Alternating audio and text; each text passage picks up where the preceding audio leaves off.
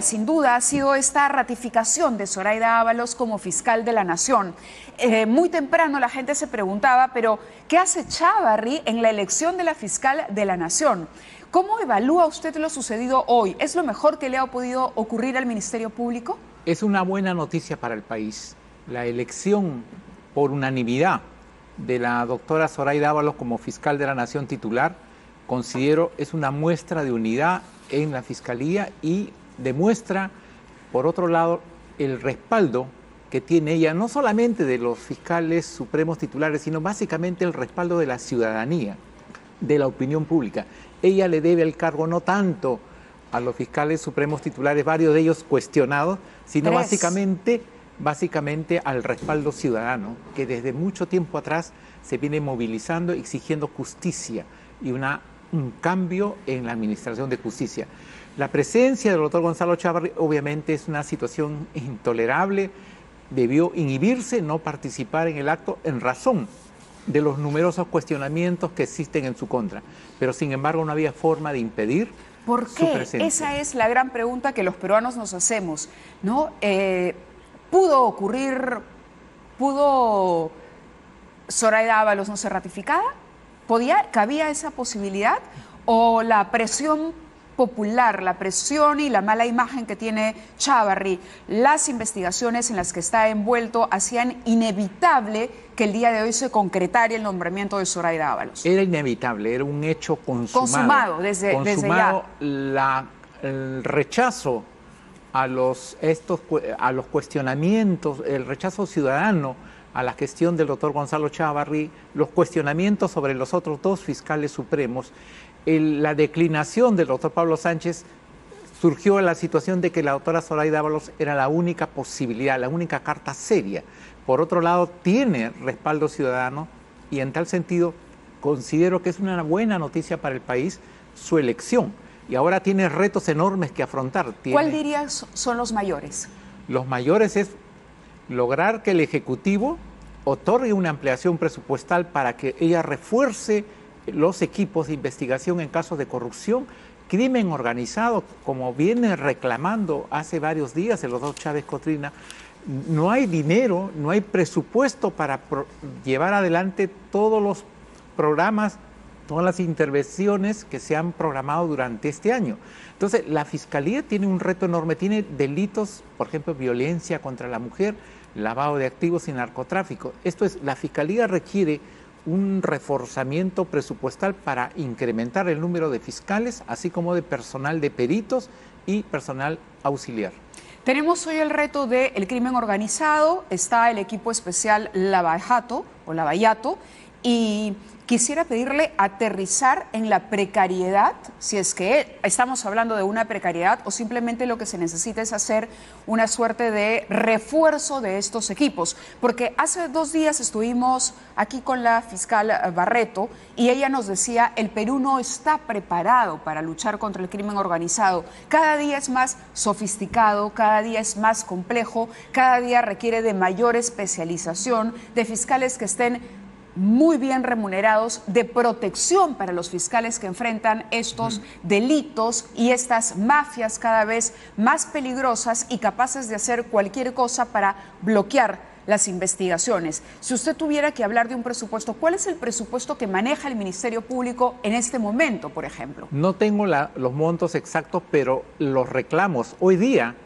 la doctora Zoraida Ábalos en su conferencia de prensa ha señalado, para que no sea una cuestión solamente de palabras, se requiere un incremento presupuestal al Ministerio Público para que la lucha contra la corrupción no sea solamente frases, no sea solamente palabras. Se requiere ya pasar a la acción. El Ejecutivo tiene que dar muestras de un serio compromiso en la lucha contra la corrupción y contra el crimen organizado. No es solamente que el señor Vizcarra de algunos lemas, algunas frases que impactan en la opinión pública, pero sin embargo eso no se materializa con acciones concretas y reales. El incremento, la exigencia de incremento presupuestal es fundamental y en tal sentido lo que ha planteado la doctora Barreto es cierto. El crimen organizado, los delitos complejos son muy difíciles de investigar. La corrupción va evolucionando permanentemente, cada vez es más sofisticado, es más difícil de combatir.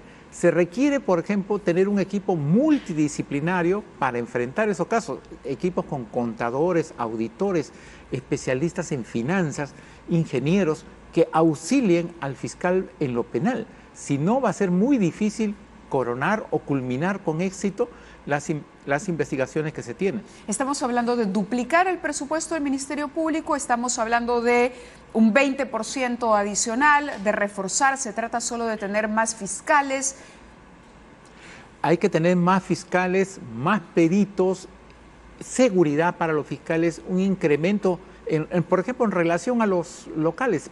El equipo especial que lidera el doctor Rafael Vela ni siquiera tenía un local adecuado, trabajaba en un sitio donde estaban amontonados un gran número de personas y ellos estuvieron exigiendo durante semanas un espacio acorde a la función que ellos realizan. Bueno, recordemos que Chávarri, parte de la hostilización de Chávarri hacia el equipo especial fue justamente esa, es decir, retrasaron la mudanza que ya había estado desde un momento planificada y prevista para que ellos pudiesen contar con un espacio más adecuado. La cantidad de papeles y documentos y la seguridad que hay que ofrecer a esas evidencias que se van a utilizar en los procesos es sumamente importante. Es que no se valora el trabajo de los fiscales en los temas de los delitos complejos.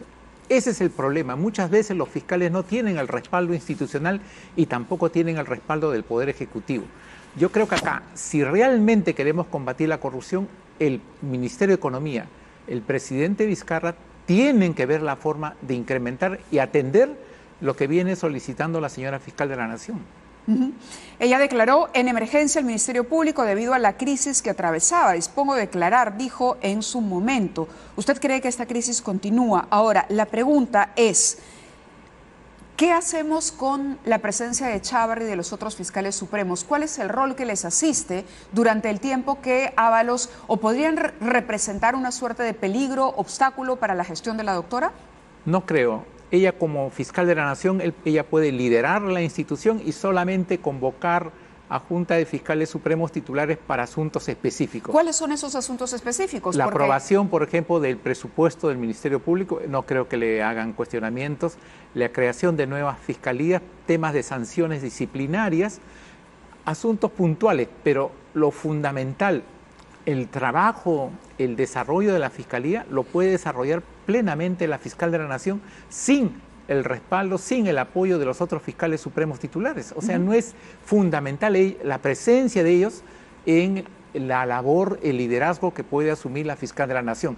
Ella tiene que pasar de la declaratoria de emergencia a hechos concretos, explicarnos en qué consiste la declaración de emergencia, qué es lo que promete, cómo va a corregir la grave crisis, porque todo lo que montó la gestión del doctor Gonzalo Chávarri está intacta.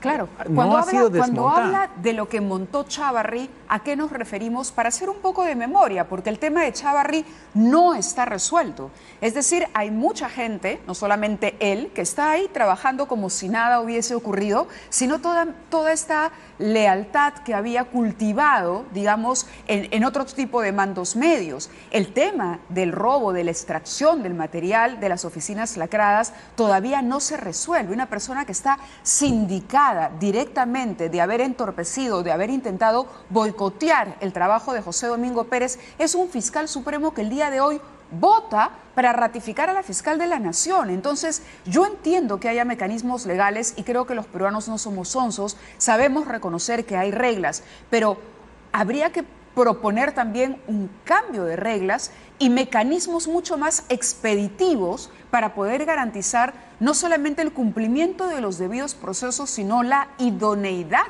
de la gente que ejerce los cargos. La respuesta, y tiene que ser al más breve plazo, la tiene que dar la Junta Nacional de Justicia. El rol de la Comisión Especial hoy día es otorgar al país una conformación de la Junta Nacional de Justicia de gente honesta, íntegra, que evalúe el desempeño funcional de jueces y fiscales supremos, así como de todos los magistrados que tienen cuestionamientos, y evalúe la gestión del anterior Consejo Nacional de la Magistratura. Eso tiene que hacerse ya.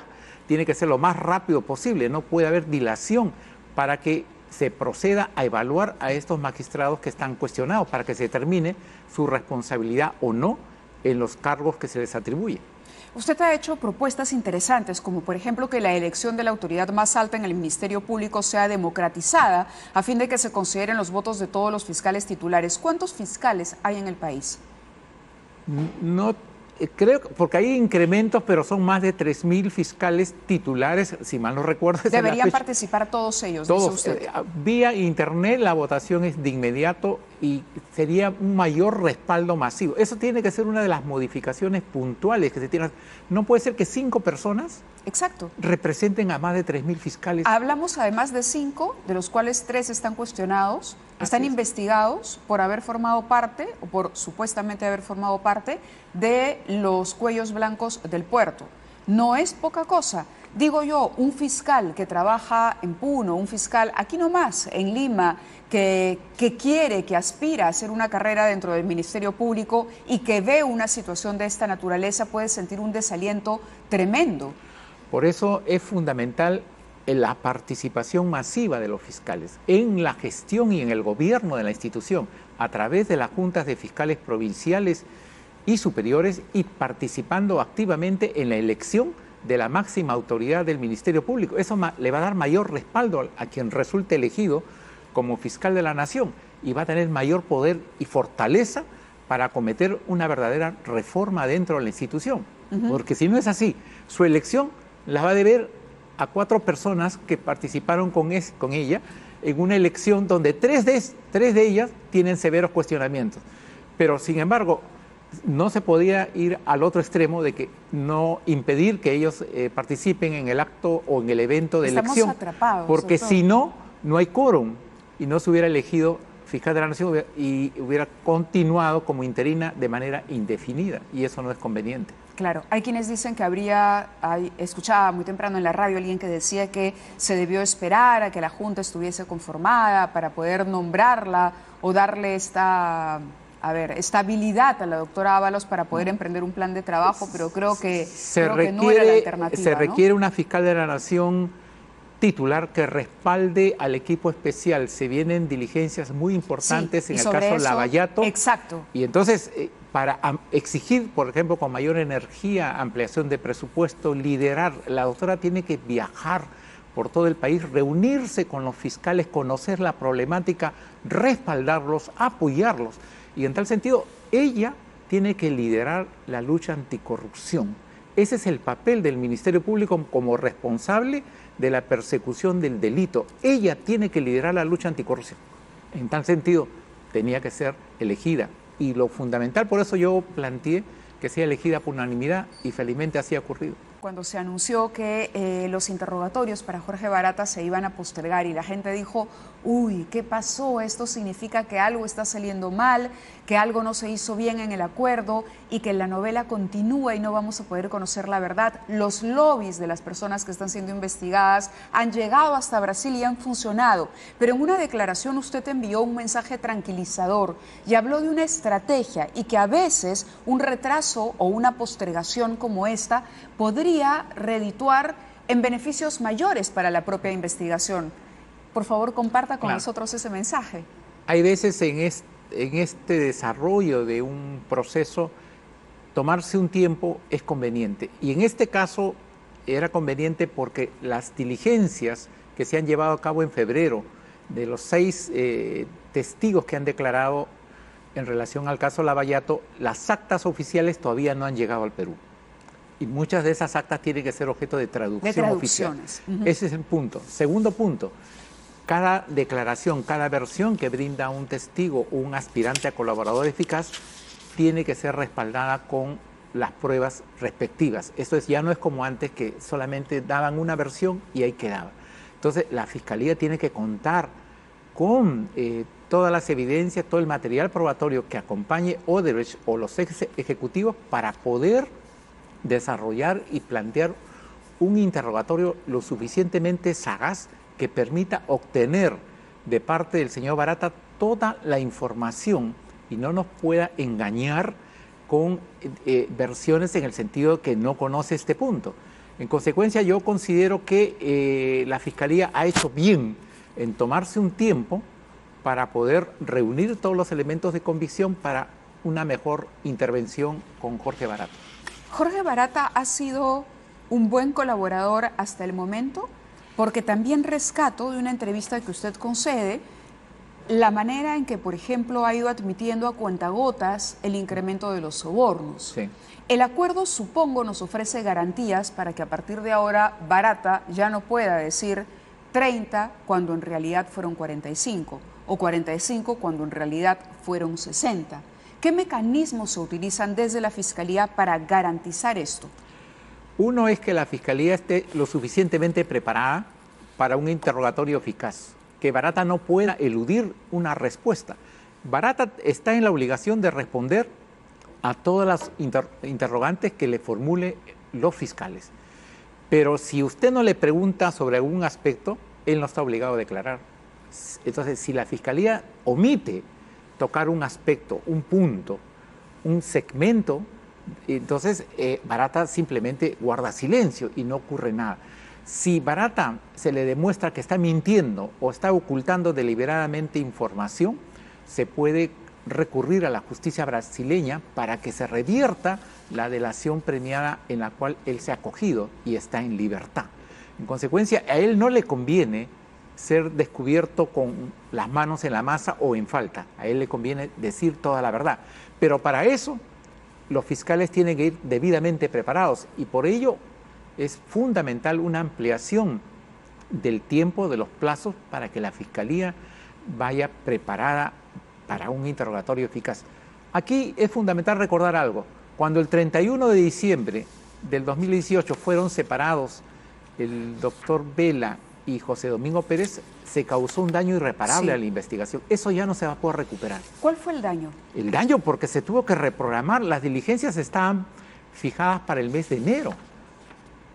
Y los días de incertidumbre impidieron que los fiscales preparen los interrogatorios que estaban programados para enero. Entonces, lo de enero tuvo que pasar para febrero. Y lo de febrero ahora ha pasado para abril. Mire usted todos los problemas que ocasionó ese tipo de medidas. Consecuencia, no es cualquier cosa lo que ocurrió con el retiro de los fiscales. Ocasionó, en mi concepto, un retraso en el desarrollo de las investigaciones y un retraso en la preparación, como ellos lo mencionaron, que ellos estaban realizando para la intervención de las diligencias. ¿Es el colaborador o el testimonio más importante, el de Barata? El de Barata va a permitir culminar los aportes que han brindado estos 6 testigos y las otras declaraciones. ¿Podríamos trabajar a partir de un ejemplo, digamos, de los casos que ya se encuentran en curso? En el caso de Keiko Fujimori, por ejemplo, ¿cuál podría ser el impacto que tendría la declaración de Barata? Más claro, más nítido es, por ejemplo, con lo último, en el caso del señor Toledo. Porque en el Vamos al caso del señor Toledo. El señor Toledo, estábamos hablando de un soborno de aproximadamente 20 a 24 millones de dólares. Con las nuevas declaraciones que han brindado los testigos Marco Grillo, Trinidad Serra y los demás, ya no estamos hablando de 24 millones, sino hemos pasado a 45. Entonces, de los 24 a 45 hay una diferencia de aproximadamente 20 millones de dólares. Barata tiene que decir a quién se pagó la diferencia. Entonces, eso es fundamental. Usted tiene que preparar. Y él tiene que responder, es el encargado, digamos, el ejecutor. El ejecutor. ¿Cuál era el papel que usted ve o describiría y la importancia que tiene Barata en toda esta arquitectura de Odebrecht? Porque vamos recogiendo estos funcionarios y casi todos concluyen diciendo la última palabra la tiene Barata. Pregúntenle a Barata. Barata era el que sabía. O sea, parece que Barata es el hombre, es el centro de la investigación. Lo que pasa es que el generador de recursos para el Departamento de Operaciones Estructuradas, Marco Grillo, enviaba los fondos al departamento, a la Caja 2. Y estos fondos provenientes de actividades ilícitas, esto es arbitrajes, donde ellos pagaban sobornos, sobrecostos en las obras, y el Departamento de Operaciones Estructuradas, vía la creación de empresas offshore y triangulaciones, hacían depósitos para ser entregados a las personas que iban a ser sobornadas. Barata era quien personalmente se encargaba de eso. ¿Recuerda usted cuando él declaró que él fue con cerca de $1 millón, acompañado creo de Trinidad Serra, Sí. al departamento en Santa Cruz, Miraflores, donde la reunión con la señora Nadine Heredia, y él entrega el dinero? Y él ahora tiene un testigo, porque me parece que es Trinidad Serra. Trinidad Serra, sí, claro, quien ha dicho que él no presenció la entrega del dinero, pero lo acompañó. pero lo Y acompañó. estuvieron reunidos. Y Barata le comunica Saliendo. que ha entregado ese dinero, pero digamos, él es un testigo relativo, porque al no ver, la defensa de Humala dice, pero no vio, él dice que Barata le contó. Entonces, Barata sí tendría ahora que contar la historia con detalles lo suficientemente específicos y claros y probables para poder formular la acusación. En varios casos, Barata es quien realiza las entregas. Él es el quien da el dinero. En el caso Toledo, hace los depósitos, ve que esto se materialice. En el caso Nadine Heredia, él lleva el maletín con el dinero y así repetidas veces. En consecuencia, su testimonio es fundamental y todos los testigos señalan, Barata sabe. Claro, a eso Barata me sabe. refería, Entonces, porque se sigue abriendo la investigación, los fiscales interrogan a todos, al que veía relaciones públicas, al que llevaba los encargos para aquí, al que contestaba el teléfono, pero finalmente todos se remiten a la fuente de la información en Barata, ¿no? claro, es que existía compartimentaje. Cada uno respondía por su tarea, pero el ejecutor de las órdenes de Marcelo Odebrecht, de lo que se aprobaba en la organización delictiva, era Barata. De acuerdo. Como superintendente de Odebrecht en el Perú. En consecuencia, él es el que tiene que dar la información. Antes de ir a la pausa, quisiera preguntarle o pedirle una opinión concreta sobre el tema Lourdes Flores Nano, a partir de las declaraciones de Horacio Canepa. ¿Hay mérito para abrir una investigación en contra de Lourdes Flores Nano y o eventualmente del PPC por lo señalado por Canepa? Para mí se impone una investigación preliminar por lavado de activos, por los aportes de dinero que no solamente ha declarado Canepa, sino que ha sido confirmado, si mal no recuerdo, por Trinidad Serra. Hay testimonios en ese sentido. En consecuencia, la investigación determinará las responsabilidades. Lo que acá es conveniente discernir, no tengo información sobre eso, es el origen del dinero, si proviene o no del Departamento de Operaciones Estructurales. Esa información todavía no se ha difundido. Claro. Entonces, si proviene de la caja 2, se impone necesariamente una investigación por lavado de activos. Pero con lo que se tiene, yo creo que la Fiscalía está en la ineludible obligación de ya iniciar una investigación en regla contra la señorita Lourdes Flores Nano. Si no, estaría en una grave contradicción, por ejemplo, con el caso Yantumala y Nadine Heredia, que por un hecho similar le abrieron investigación. Para ser equitativos, eso es lo que correspondería. Es lo que corresponde, además, porque además es el caso donde los brasileños admiten haber entregado el dinero y es el único caso donde se admite que ese dinero llegó al Perú. Claro. Pero la señorita Lourdes dice, no, el dinero no ingresó al partido, pero lo cierto es que ese dinero no se conta. Claro. ¿Se usó? No se presentó formalmente como un aporte, pero ella admite que se usó el dinero y que lo usó una persona específica que además hoy está intentando acogerse también al mecanismo de la colaboración. Y además lo que ha declarado Canepa en rigor ha sido corroborada por el Ejecutivo brasileño. La inmunidad parlamentaria nos está trayendo tantos problemas para poder juzgar casos donde los delitos parecen evidentes. El caso Lescano, por ejemplo. ¿Qué hacemos con la inmunidad parlamentaria, doctor Guillén? Bueno, eso requiere una reforma de carácter político.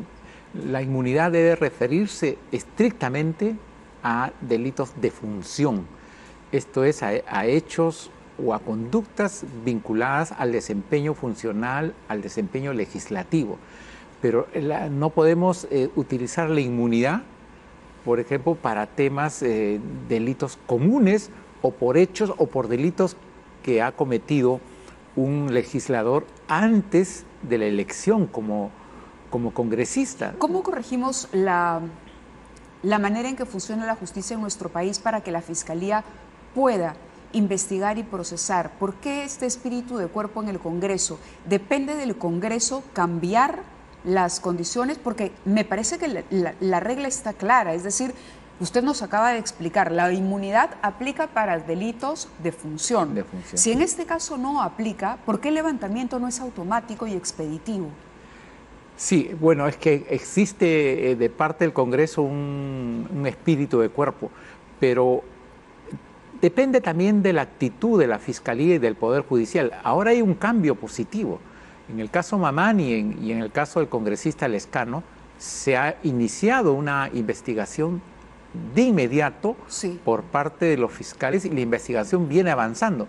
En su momento van a solicitar el levantamiento de la inmunidad de proceso. Deberían levantarle la inmunidad, así como ve usted este inicio de investigación a Mamani mañana. Mañana necesariamente es ineludible lo que él ha cometido. En mi concepto existe suficiente evidencia que amerita un procesamiento, una investigación judicial en regla. Y en consecuencia el Congreso no puede protegerlo y eso se tiene que dar ya. Entiendo que hay opinión favorable. En el caso Lescano, ¿usted ve que el camino es el mismo que se va a seguir? Es idéntico. Es exacto. Es idéntico, exacto, porque es un delito común. Lo que él se le imputa es el acoso sexual. ¿Hay acoso sexual desde su punto de vista en el caso Lescano? Para mí sí. Las comunicaciones que él ha lanzado tienen evidentemente contenido sexual o erótico y por otro lado resulta evidente que la agraviada o la víctima nunca dio consentimiento y más bien rechazó y expresó su rechazo y su indignación cuando él, por ejemplo, le dijo algo así como que muéstrame, ¿no? Entonces, claro. En tal sentido yo creo que sí se configura el tipo penal de acoso sexual. En todo caso, las investigaciones determinarán la inocencia o culpabilidad del señor Lescano.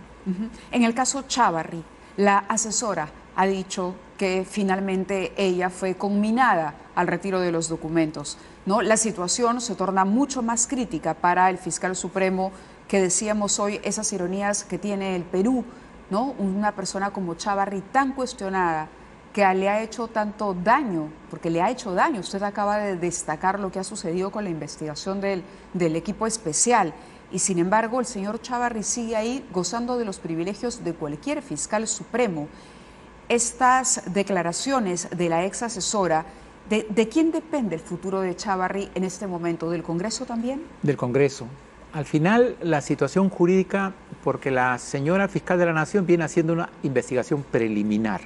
Si ella tiene el convencimiento que hay elementos de juicio para un procesamiento de carácter penal, va a solicitar el levantamiento de la inmunidad a la Subcomisión de Acusaciones Constitucionales.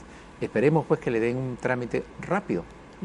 ¿Algún comentario final, doctor? Sí, solamente remarcar que la ex asesora Venegas ha presentado un reporte de llamadas, con lo cual reafirma sus versiones. Al final, la verdad se va a imponer.